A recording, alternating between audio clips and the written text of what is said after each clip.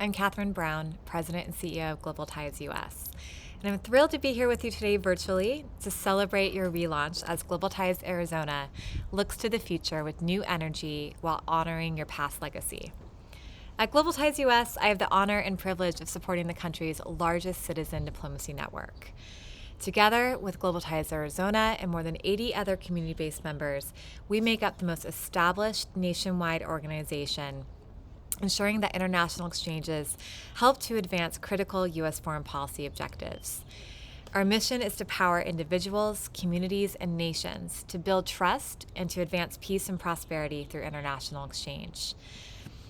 And we're proud that through the International Visitor Leadership Program and other exchanges, we're able to help enrich our U.S. cities and communities like yours in Phoenix. First, I want to thank Dan and the entire GTAZ Arizona board for their hard work guiding the organization through a transition, and to congratulate Kristen and her team on all of their accomplishments over the past few months. You've recruited 6 new board members and onboarded and trained a program coordinator dedicated to the International Visitor Leadership Program. You've hosted 40 participants on 4 virtual IVLP projects, with 2 more on the horizon this month. And you're leveraging Phoenix's strengths as an international and innovative city to offer international visitors the most unique and effective exchange experience possible.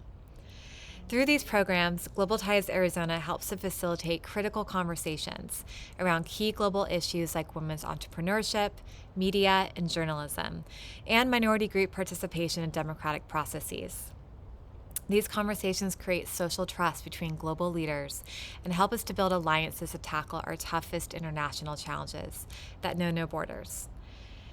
Citizen and subnational diplomacy, what GTAZ Arizona community partners and volunteers engage in every day, are foundational to building this trust.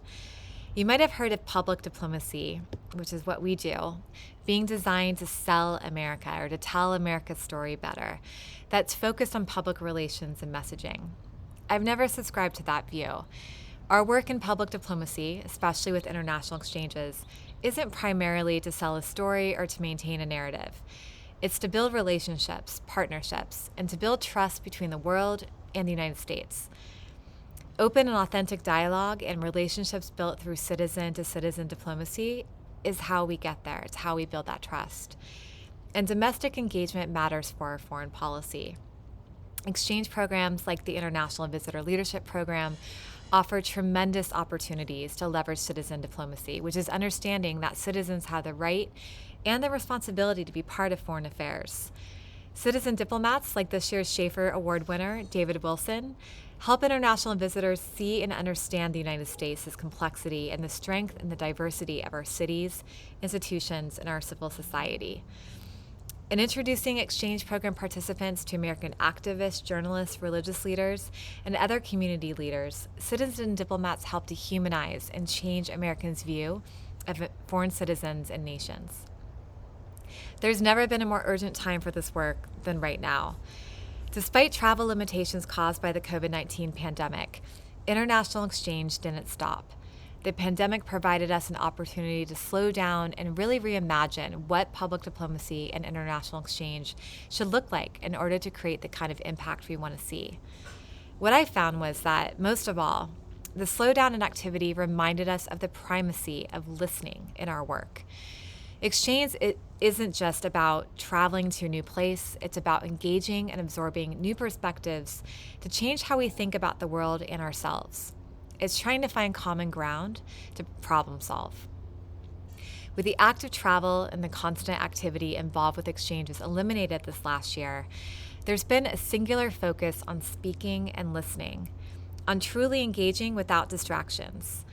GTAZ Arizona and our other members found ways this last year for community-to-community connections with exchange program alumni virtually to better understand how others abroad were coping and adapting to this global pandemic. You also found ways at GTAZ Arizona to focus on supporting your community. And this focus on listening has also led us, as a network, to prioritize being more inclusive of diverse voices at home and abroad. 2020 was about more than the pandemic in the United States. It was about the overdue need for racial justice in our country. Our soft power rests on our credibility, and we need to embrace our stated democratic values at home if we're going to have that credibility abroad.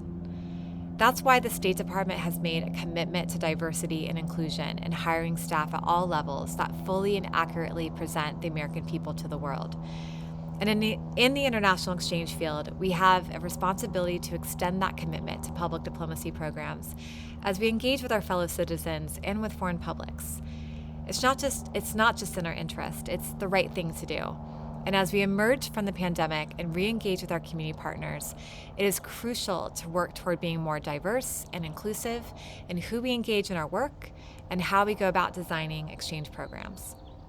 And also work to strengthen our alliances through our cities, communities, and citizens. We live in an international social system. We're building trust, investing in relationships, and keeping an open mind is essential. And despite the challenges 2020 posed, globally and within your organization and within your community, you've remained committed to those values, and you now are in 2021 with a new resolve and a renewed, even deeper commitment to international exchange.